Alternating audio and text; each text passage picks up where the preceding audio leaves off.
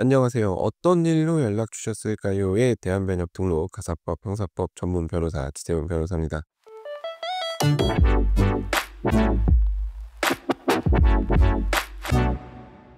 자, 오늘은 상간자 소송 피고 입장에서 상자 대면 요청을 받는 경우 혹은 본인이 교제했던 상대방 배우자로부터 만나자는 연락을 받을 경우 어떻게 대응해야 되는지에 대해서 좀 얘기를 해보려고 합니다. 결론부터 간단히 말씀드리면 만나지 마세요. 만나서 좋을 거 득될 거 하나도 없습니다. 그냥 상대방이 소송 제기하면 그때 가서 법원에서 다투시면 돼요. 오늘은 이 얘기를 좀 해보려고 합니다. 자, 이제 상간자 입장에서 교제했던 상대방의 배우자로부터 만나자는 연락을 받을 경우 이런 생각을 하게 되죠. 빨리 만나서 사과하고 합의하고 끝내면 좋겠다. 내가 만나서 잘 얘기하면 사과하면 이거 소송까지 가지 않고 내 변호사 비용 들지 않고 일찍 끝나지 않을까, 빨리 끝낼 수 있지 않을까 이런 생각을 해서 만나려고 하시는 경우가 많아요. 이제 만나기 전에 저한테 상담 요청을 많이들 주시죠. 만나서 어떤 얘기를 어떻게 해야 되느냐. 근데 저는 여기다 대고 만나지 마세요 뭐 이런 얘기를 하니까 사실 많이들 당황스러워 하시죠. 그럼에도 불구하고 만나야 된다면 어떻게 해야 되나요? 라고 이제 질문을 주시면 제가 답변을 드립니다만 그 전에 제가 잔소리를 엄청 하죠. 이 만나 가지고 트집 잡힐 일밖에 안 된다. 머리끄댕이 잡힐 일밖에 안 된다. "왜 굳이 만나려고 하시냐?"라고 여쭤보면 "아니 이거 빨리 끝내는 게 좋지 않을까요?"라고 말씀을 하시는데 제 경험상 대한변협 등록 가사법 전문 변호사 지재훈 변호사의 경험상 교제했던 상대방의 배우자를 만나 가지고 좋게 끝나는 건 저는 적어도 본 적이 없어요. 자, 도대체 왜 보자고 하는 걸까요? 입장을 한번 반대로 생각해 볼 필요가 있죠. 이제 상간자 소송을 제기하려고 찾아오시는 분들 얘기를 들어보면 의외로 생각보다 증거를 많이 가지고 있지 않은 경우가 많아요. 요즘에는 워낙 이런 종류의 사건이 많다 보니까 이게 이제 부정행위가 문제되는 경우에 부정행위했다는 사실을 부인하기는 어려우니까 다른 방향으로 사건을 막 끌고 가는 경우가 많아졌어요. 이제 배우자의 핸드폰에서 우연히 부정행위 증거를 찾아낸 경우에 이제 발각된 배우자가 부정행위 자체는 부인하기가 어려우니 핸드폰을 마음대로 열어봤다고 고소를 하거나 아니면 이거는 참 많은 분들이 하시는 실수 중 하나인데 집 PC 카톡이나 이메일 로그인되어 있는 배우자 걸로 로그인되어 있는 거에 들어갔다가 이것저것 찾아내 가지고 이걸 뽑아 가지고 배우자한테 막 들이밀거나 하는 경우가 있습니다. 이 배우자가 추궁하려면 사실 그 방법밖에 없고 우연히 그걸 발견했을 때 사람의 이성적인 판단을 하기가 어렵죠. 그러니까 인제 막 배우자한테 들이밀고 보여주고 "너 이거 뭐냐?" 막 이렇게 하는데 처음에는 배우자가 또 인정을 해요. 왜냐면은 그 갑자기 들통난 본인도 경황이 없을 테니까. 근데 인제 이게 하루 이틀 지나고 조금 진정이 되면 본인도 뭔가 억울하다고 느끼면서 '이거 내가 일방적으로 당하는 건 좀 아니지 않나.'라는 생각을 하게 되면서 그렇다 보면 나도 뭔가 반격할 거리가 없나 찾게 되고 이런 경우 조금만 검색해 보면 배우자를 상대로 "이러이러한 걸로 고소할 수 있다."라고 많은 변호사님들께서 유튜브 영상이나 뭐 블로그 글이나 신문 칼럼이나 이런 걸로 다 남겨 놓으셨기 때문에 그걸 보고 직접 고소를 하거나 인제 또 변호사 도움을 받아 가지고 고소를 하는 경우가 많죠. '내가 이렇게 세게 나오면 배우자도 나한테 적당히 하겠지.'라는 생각에.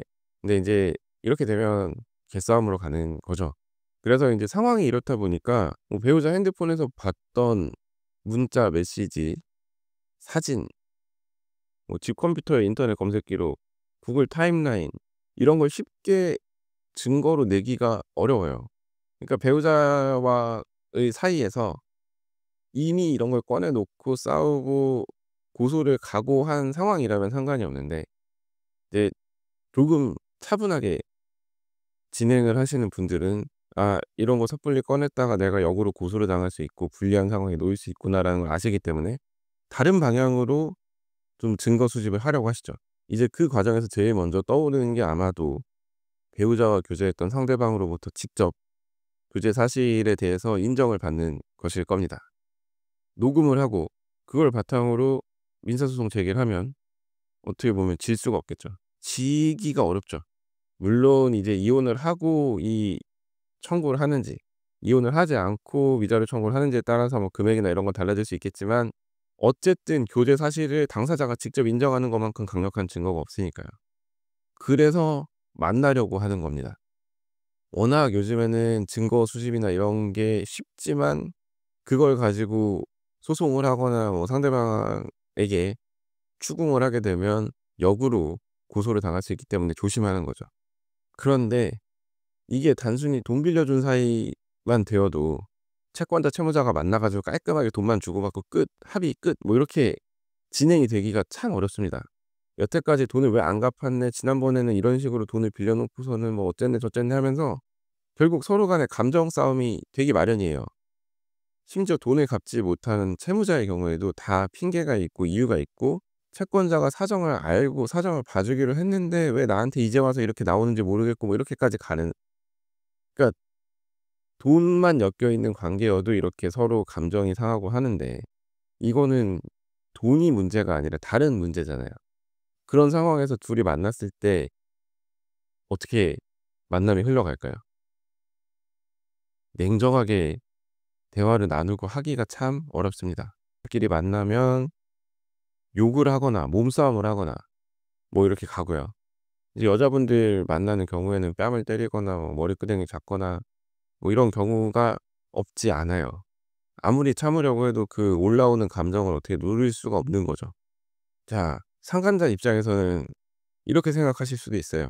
'아 이거 내가 나가 가지고 몇 대 얻어맞고 이 사람한테 협박당하고 하면 나중에 내가 다시 고소도 가능하지 않을까? 혹은 이거 빌미로 위자료를 깎을 수 있지 않을까?' 이런 생각을 할 수 있으시죠. 근데 아무리 내가 일방적으로 얻어맞고 욕먹고 할 각오로 나간다고 해도 사람인지라 이게 일방적인 흐름으로 가기가 참 어렵습니다. 자, 남자분들 같은 경우 뭐 멱살 잡혔다고 생각을 해 볼게요. 멱살 잡혔는데 그냥 그대로 '나를 쳐라.'라고 가만히 있으실 분 많이 없을 겁니다.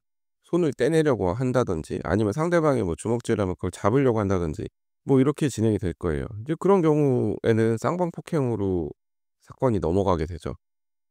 상대방 주먹을 잡은 것도 상대방 신체에 대한 유형력의 행사가 될 수 있고, 보통 감정이 실려 있기 때문에 주먹을 그냥 잡는 게 아니라 비틀고 팔을 꺾고 막 때리지 말라고 하고 뭐 이렇게 가거든요. 이제 그러면은 쌍방폭행이 되는 겁니다. 이런 상황에서 수사관이 누구 편 들어주지 않을 거예요. 결국에는 쌍방폭행으로 검찰에 송치할 가능성이 높고, 합의해야 될 게 또 하나 늘어나게 되는 거죠. 뭐 몸싸움까지 다 벌어진 다음에 합의를 할 수 있겠습니까? 못하죠. 그러니까 지금까지 얘기를 정리해 보면, 상간자 소송을 제기하려는 원고 쪽에서 증거 수집이 쉽지 않다. 적법한 증거 수집이 쉽지 않기 때문에 상간자를 불러서 직접 얘기를 듣고 증거를 모으려고 하는 경우가 많고, 그 과정에서 싸움도 벌어질 수 있으니 만나서 득될 게 없다는 겁니다. 상간자 피고 입장에서는. 그냥 정석대로 가는 게 제일 돈을 아낄 수 있는 머리가 덜 아픈 길입니다. 교제했던 상대방의 배우자가 만나자고 하면 미안하다는 얘기만 하고 얼굴 볼 면목이 없다 이런 식으로 가시고, 법적으로 나중에 내가 책임을 지겠다 이런 식으로만 잘 넘어가세요. 상대방이 인적사항조차 없어서 소송을 못하는 경우도 있거든요. 근데 굳이 만나 가지고 막 합의서 써 주는 과정에서 본인 인적사항 다 공개하고 합의는 합의대로 못하고 나중에 소송당하고 이럴 필요가 없어요. 물론 만나자고 하는 쪽에서는 얘기를 하겠죠. "서로 변호사 비용 쓰지 말고 적당히 합의하고 끝냅시다. 그러기 위해서 만나자고 하는 거예요." 뭐 이렇게 얘기를 할 수 있는데, 합의가 돼야 말이죠. 합의가 잘 될 리가 없는데 어차피 나중에 변호사 비용 써야 되고 굳이 시간 낭비할 필요가 없죠. 제 생각은 그렇습니다. 좋게 좋게 합의를 할 수 있을 리가 없어요. 이제 뭐 간혹 변호사 통해서 연락이 가는 경우도 없지는 않은데, 변호사 통해서 연락 가는 경우에 뭐 변호사 사무실에서 만나서 합의서 쓰고 "좋게 좋게 끝내자."라고 하면 그거는 고려해 볼 법하죠. 근데 인제 이것도 변수가 좀 많아요. 진짜 합의하려고 변호사분이 연락을 했는지 아니면 함정을 파는 건지는 모르는 일이기 때문에 조심하셔야 됩니다.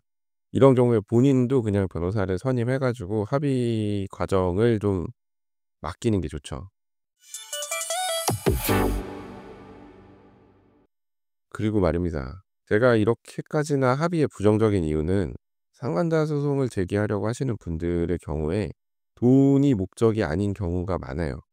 상관자 소송 해 가지고 최대로 받을 수 있는 돈 해 봤자 3천. 근데 이 3천도 사실 이혼을 하지 않고 상관자한테만 돈을 받겠다고 하면은 3천도 못 받거든요. 그럼 여기서 변호사 비용 빼고 뭐 빼고 하면 남는 게 없죠. 근데도 소송을 제기하려고 하시는 분들은 판결문을 받기를 원하세요. 판결문에 누구랑 누구가 부정행위를 했다, 이걸 남겨두고 싶어 하세요. 이거를 상간자의 가족에게 보여주겠다, 이런 말씀을 하시면서. 근데 이제 또 이런 경우에 고려해야 될 게 참 많아요. 단순히 가족에게 보여주는 게, 이 판결문을 보여주는 게 명예훼손죄가 성립하는지 아닌지 뭐 이런 걸 떠나서 법적으로도 현실적으로 고려해야 될 게 참 많습니다. 그거는 제가 나중에 또 기회가 되면 말씀을 드리기로 하고, 아무튼 이 상간자 소송을 제기하려고 하시는 분들은 판결문을 통해서 뭔가를 남겨 놓고 싶어 하세요. 법원에서 화해 공고 결정이나 뭐 조정을 시도를 해도 "아 저는 판결을 받겠습니다."라고 하시죠. 뭐 이렇게 완강한 경우에 판사님도 설득을 안 해요. 왜 소송을 제기했는지 알기 때문에. 그러니까 결국 돈이 목적이 아닌 이 상황에서 합의를 하자고 보는 이유는 단순히 얼굴이 궁금해서 보자고 하는 것도 아닐 거고, 만나서 간단하게 돈 받고 끝내자고 보자고 하는 것도 아닐 겁니다. 최소한 뭔가 무릎이라도 꿇리려고 하지 않겠어요? 상식적으로 생각을 해 봤을 때. 보통 이렇게 흘러갑니다. 이제 뭐 만났는데 상대방이 사과할 의사를 보이지 않았다, 진심으로 뭔가 사과할 생각이 없어 보였다, 이런 식으로 해 가지고 소장에 기재되는 경우가 많아요. 그러니까 굳이 얼굴 보여주고 좋은 소리 못 듣고 합의도 못 하고 시간은 시간대로 버리고 소송을 당하는 그런 결론으로 흘러가기가 쉽습니다. 그래서 제가 여러분들한테 "제발 상대방의 배우자를 좀 만나지 마세요."라고 말씀을 드리는데, 그래도 빠른 해결이라는 그 제가 생각할 때 헛된 희망, 헛된 기대를 버리지 못하고 만나러 가시는 경우가 많죠. 그러고 나서 저를 다시 찾아오시죠. "그때 변호사님 말씀 드릴 걸 그랬어요." 그니까 말입니다. 그때 제가 말씀드리는 걸 좀 들어 주시지 뭐 어쩌겠어요. 근데 뭐 이미 벌어진 일이고 결국에는 소송에서 인제 최대한 방어할 거리를 찾아야 되는 건데, 제발 전문가의 말씀을 좀 들으셔라. 진짜 전문가의 말씀을 들으셔라. 본인이 듣고 싶은 얘기를 해 주는 사람이 전문가처럼 느껴질 수 있지만, 이 본인한테 쓴소리를 하거나 잔소리를 하는 사람, 상담료를 냈는데 내가 잔소리를 듣는 그 상황이 참 불쾌하실 수 있다고 생각은 하는데, 저는 진심을 다해서 진정으로 제가 생각할 때 올바른 길을, 제대로 된 조언을 드리려고 하는 거거든요. 제가 진짜 나쁜 사람이면 막 새벽 3 시에 연락이 왔는데 자다 깨 가지고 막 답장을 하고 그러겠습니까? 얼마나 답답하고 그런 상황인지 아니까 제가 뭐 한 줄이라도 좀 도움을 드리려고 그렇게 답변을 드리는 거죠. 아무튼 오늘의 결론은 간단합니다. 자기가 상간자 피고 입장인데 교제했던 상대방의 배우자가 만나자고 하면 어지간하면 만나지 마셔라. 정말 본인이 높은 위치에 있어 가지고 '이 사람이 어딘가에 터트리면 큰일 난다.' 하는 정도가 아닌 이상은 만나지 마셔라. 만약에 인제 정말 큰일 나시는 분들의 경우에는 상대방이 거절할 수 없을 정도로 큰 금액을 가지고 만나셔라. 그 왜 그 짤 있죠. "거절하기엔 너무나도 큰 금액이었다." 그런 정도가 돼야 인제 합의를 할 수 있습니다. 네, 그런 식으로 합의를 하실 생각이 아니면 이거 어차피 소송해도 맥시멈 3천 이라는데 그 밑으로 서로 합의를 봐야지.'라는 생각을 하고 계시다면 굳이 만나실 필요가 없다. 왜냐? 합의가 될 가능성이 극히 낮기 때문에 그렇습니다. 오늘도 이렇게 잔소리 아닌 잔소리를 또 길게 드려 봤습니다. 자, 오늘 제가 준비한 얘기는 여기까지이고요. 오늘도 끝까지 들어 주셔서 감사합니다. 자, 다음 에피소드에서는 더 흥미롭고 유익하고 현실적인 그런 법률 이야기로 찾아뵙도록 하겠습니다. 이상 대한변협 등록 가사법 형사법 전문 변호사 지세훈 변호사였습니다. 감사합니다.